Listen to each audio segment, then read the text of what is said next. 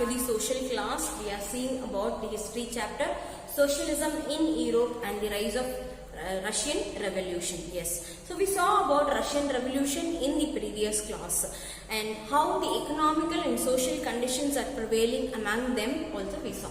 We saw that they have the certain privileges, industrial section and the different religious sections, how they were being privileged. If you see, despite of all these things, the workers were also united and they started having their own strikes, where we saw that the workers are being completely exploited. Yes, the workers, when they are been working for 12 hours and 15 hours without any proper sanitation, without any proper living areas, living rooms and all these kind of facilities, you can find that the people started striking for their own rights. That is the workers who started fighting for their own rights and they stopped working. So they did not go for the work as they are showing their opposition.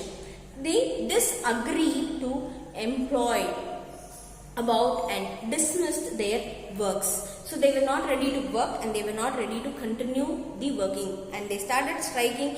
This strike frequently even spread to the textile industries, metal industries in the year of 1892 to 1897. So these years you can find that the strike was being spreading throughout frequently, and this strike has even inspired the other country people also. So this is happening in the countryside. And the next thing, if you see about the peasants in the countryside, peasants were also struggling, peasants were also exploited, we saw, right? So these peasants, when they were being exploited, when they were being not given importance, the nobility was being given much importance and the crowns and the orthodox churches were being given much importance comparing to the peasants. So the large property was under the peasant only. Large property was under the nobility. So the peasants were being really working harder. Peasants were being continuously employed and exploited by paying rent and taxes. So even though they had divisions in the peasantries, so they also continue to have an influence. They don't have a division of religion among themselves, the peasants. So what happens is that this started spreading throughout and the respect, they had no respect for the nobility. So the nobles were not given any kind of respect. Nobles got their power and position. How they got it? By just helping or just supporting or serving the Tsar Nicholas, the king, right? So the Tsar Nicholas, the king, was being served by these people, so they have got much importance in the ruling aspect. Other than that, you can find that they did not get any privilege.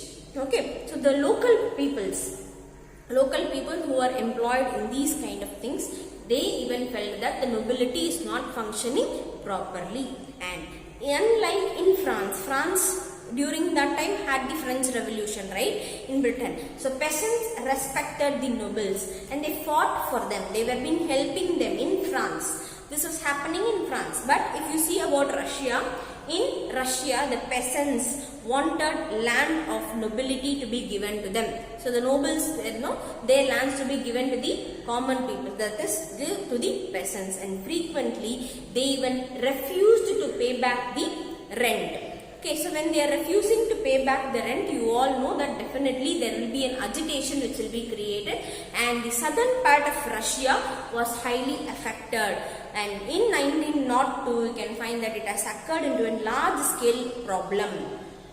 And in 1905, this incident even took place all over Russia. So it has started in a smaller place, but it has started spreading frequently to the whole of Russia.